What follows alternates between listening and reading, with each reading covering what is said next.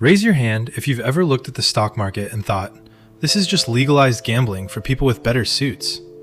Yeah, same. The tickers, the red and green, the guys on TV yelling about resistance levels, it all feels designed to make you feel stupid for not already knowing it. But here's the truth. The stock market is not complicated. The financial industry made it complicated so you'd pay them to manage your money. Once you see through that, the whole thing becomes surprisingly simple. Let me explain what the stock market actually is. A company needs money to grow. It can borrow money, debt, or it can sell tiny pieces of itself, stock. When you buy one of those tiny pieces, you become a part owner of that business. That's it. You're not buying a squiggly line on a chart.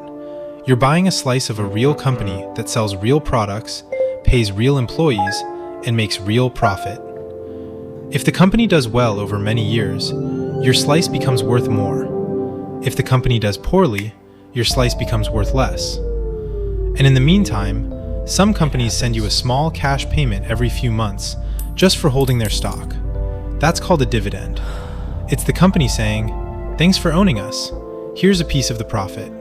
Now, why do stock prices bounce around every single day? Because people are emotional. A good earnings report comes out and everyone gets excited and buys. Price goes up. A CEO tweets something weird and everyone gets scared and sells. Price goes down. But here's the thing you need to remember. Daily price changes have almost nothing to do with the actual value of the business. In most cases, the business didn't become 5% more valuable overnight. The business didn't become 3% less valuable because of one news headline. The market is just a crowd of people acting on fear and greed, and crowds are chaotic. So if daily movements are noise, what actually matters? Two numbers. The first is the price you buy at. The second is the price you sell at years later. Everything in between is just theater. Most people lose money not because they picked bad companies, but because they panicked and sold when the theater got scary. They bought high because everyone was excited, then sold low because everyone was terrified. That's the opposite of how you build wealth. Here's the simple framework. Step 1. Understand that you are not a professional trader. You don't need to beat the market. You just need to ride with it. Step 2. Buy a low-cost index fund. An index fund is a basket that holds hundreds or thousands of companies at once. When you buy one share of an S&P 500 index fund, you're buying tiny slices of the 500 largest companies in America. Apple, Microsoft, Amazon, all of them. You're not betting on any single company. You're betting on the entire American economy over decades. And the American economy, despite all its ups and downs, has always grown over long periods of time. Step 3. Buy a little bit every month, automatically, whether the market is up or down. This is called dollar cost averaging. When prices are low, your monthly amount buys more shares. When prices are high, it buys fewer shares. Over time, your average purchase price smooths out. Step 4. Ignore the news. Do not check your portfolio every day. Do not watch financial television. Those shows exist to make you anxious, so you keep watching. They are not there to help you. Step 5. Do this for 10, 20, 30 years. That's it. Now I can feel what you're thinking. But what if the market crashes the day before I need the money? Valid question. Here's the answer. You don't invest money you need in the next 5 years. Your emergency fund stays in a savings account. Your rent money stays in checking. The money you put in the stock market should have a long horizon. A crash in year 3 doesn't matter if you're not selling until year 20. In fact, if you're still buying every month, a crash is actually good for you. You get to buy shares on sale. The only people who lose money in a market crash are the ones who sell. If you hold, you haven't lost anything. You still own the same number of shares. Those shares will recover. They always have.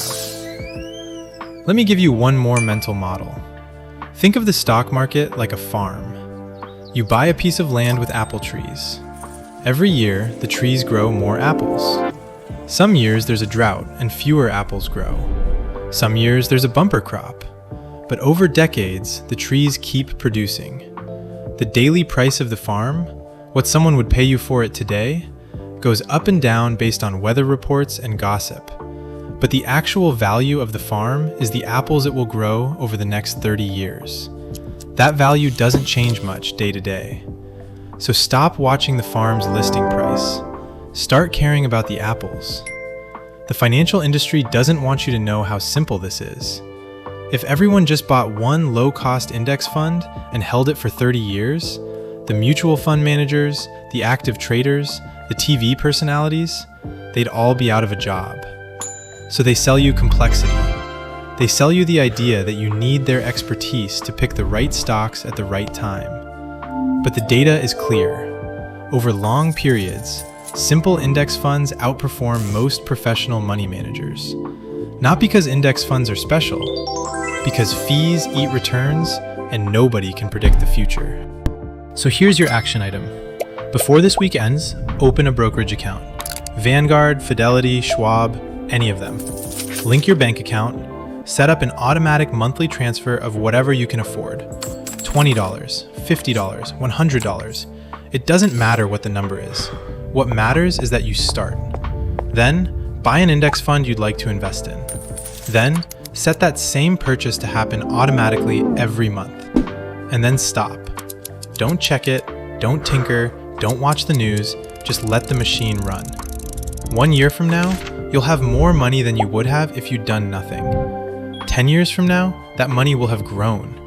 20 years from now, you'll look back and realize the hardest part was just starting. The stock market isn't a casino. It's the single most accessible wealth-building tool in human history. And using it properly takes about 15 minutes of setup and 0 hours of daily stress. You don't need to be a genius. You don't need to watch CNBC. You just need to understand that simple, boring, automatic investing wins every time. And now you understand it. So go set that automatic transfer. Future you will be very glad you did.